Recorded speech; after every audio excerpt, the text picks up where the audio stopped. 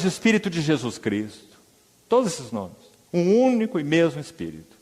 Mas qual é a diferença de ênfase entre o Espírito de Deus no Velho Testamento e o Espírito de Deus no Novo Testamento? A diferença é maravilhosa. E creio que podemos resumi-la assim. No Velho Testamento, o Espírito de Deus não conhecia experiência humana. Mas quando o Espírito Eterno prepara um veículo humano no ventre de Maria para a encarnação do Verbo de Deus, então ele foi concebido pelo Espírito Santo, uma natureza humana foi preparada para o Verbo, não uma pessoa humana, uma natureza humana, porque é o Verbo eterno que dará personalidade a essa natureza impessoal, senão seriam duas pessoas. Então o Verbo divino, Logos de Deus, ele vai se encarnar, ele vai assumir natureza humana. E o que é a natureza humana? Natureza humana é espírito humano, alma humana e corpo humano, um homem integral. Então ele assumiu essa natureza, concebido pelo Espírito Santo. Mas não apenas isso. Ele foi também, aos 30 anos, ele tinha, quando iniciou seu ministério, conforme Lucas registra no capítulo 3. Então ele foi também ungido pelo Espírito Santo, novamente. A oferta de manjares está aí se cumprindo na realidade espiritual. É uma flor de farinha misturada com azeite, porque Jesus foi concebido por obra do Espírito Santo. Mas também esse bolo de farinha e azeite foi ungido com azeite. Porque nosso Senhor Jesus recebeu uma unção do Espírito Santo para serviço, para o seu ministério. Concebido pelo Espírito e ungido pelo Espírito. As duas coisas.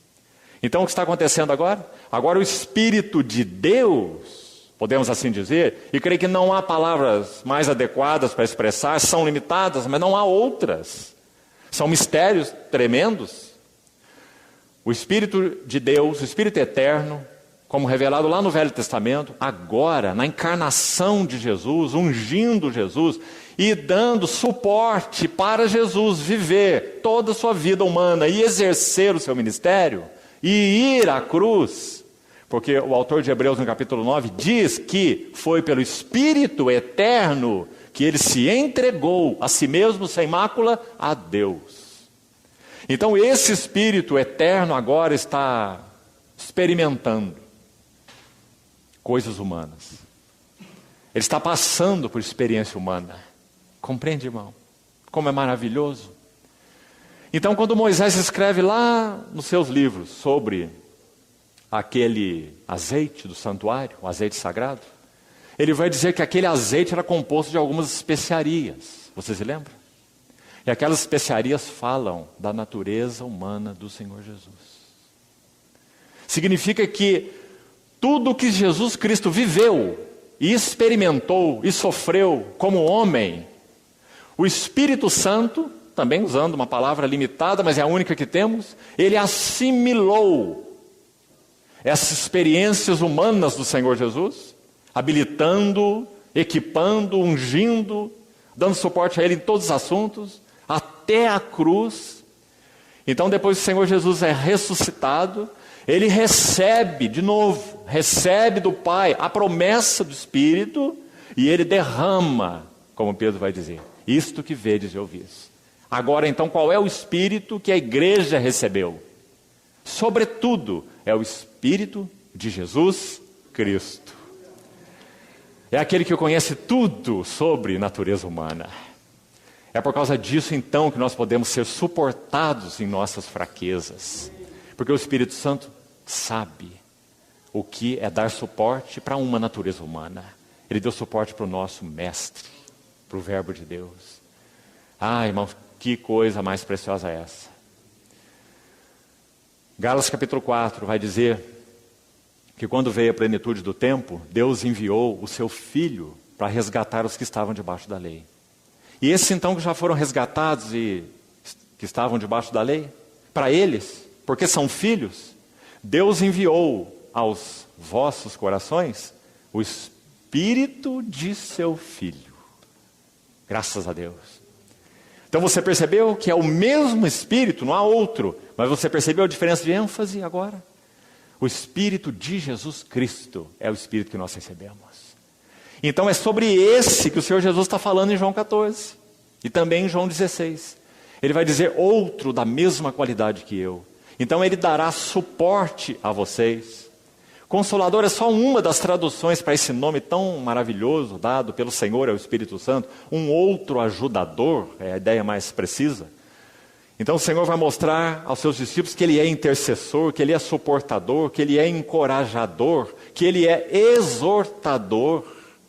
Parácletos também significa isso. Paráclesis é exortação. Então nosso Senhor vai falar e ensinar sobre o Espírito Santo porque é Ele, unicamente Ele, que é capaz de trazer para a igreja as realidades de Cristo. Se nós não tivermos, amados irmãos, antes da vinda de nosso Senhor, um retorno bíblico ao assunto do Espírito Santo, essa pessoa bendita, não apenas um retorno teológico, não apenas um retorno doutrinário, mas um retorno de comunhão, de experiência, do que significa não apenas ser regenerado por Ele, mas o que significa ser ungido por Ele, o que significa ser ensinado por Ele, o que significa ser lembrado por Ele, o que significa ser exortado por Ele, todo o seu ministério. Então, irmãos, nós seremos uma igreja moribunda antes que o Senhor venha. O Espírito Santo foi enviado para realizar esse trabalho em nossas vidas, mas nós precisamos conhecê-lo. Ele é pessoa. O Senhor gastou tempo falando dele nesses capítulos. Então, nós vamos buscar ver alguma coisa. Lembre-se, o objetivo para o presente momento não é estudo. Embora, claro, vai se ganhar muito e necessário que se faça estudo sobre esse assunto. Nosso objetivo, nossa carga para esse fim de semana não é esse. Nossa carga é a noite em que ele foi traído. O que estava no seu coração? O que ocupou seu coração? O que ele fez? E qual o significado do que ele fez? Então, vamos ao capítulo 14 agora, alguns versículos que nós já lemos. Nós iniciamos no verso 36 do capítulo 13.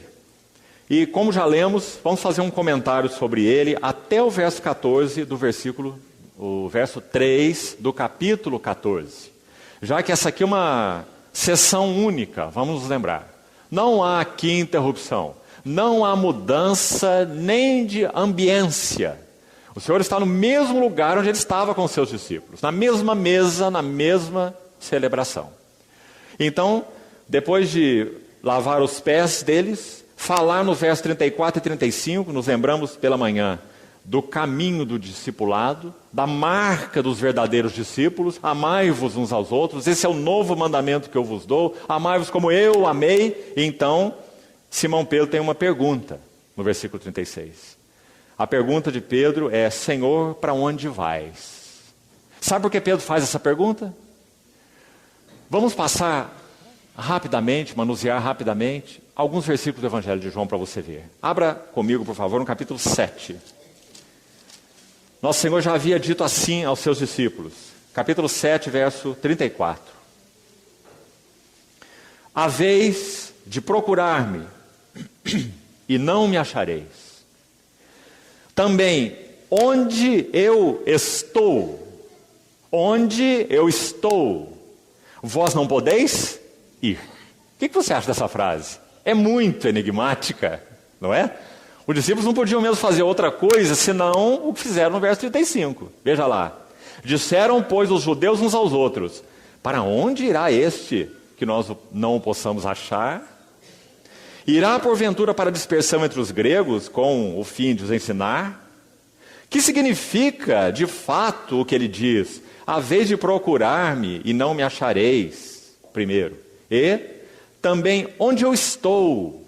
Segunda vez você vê repetida essa expressão nesse evangelho. Primeira vez no verso 34, segunda vez no verso 36. Onde eu estou, vós não podeis ir. Viu como é uma questão enigmática? Eles são discípulos dele, foram chamados por ele. Ele está na frente deles. Será que o nosso Senhor está tendo um surto na frente dos seus discípulos? Onde eu estou, vós não podeis ir. Senhor, mas o Senhor está aqui junto conosco, e nós estamos juntos com o Senhor. Então, capítulo 12, veja, do mesmo evangelho. Olha o verso 20, capítulo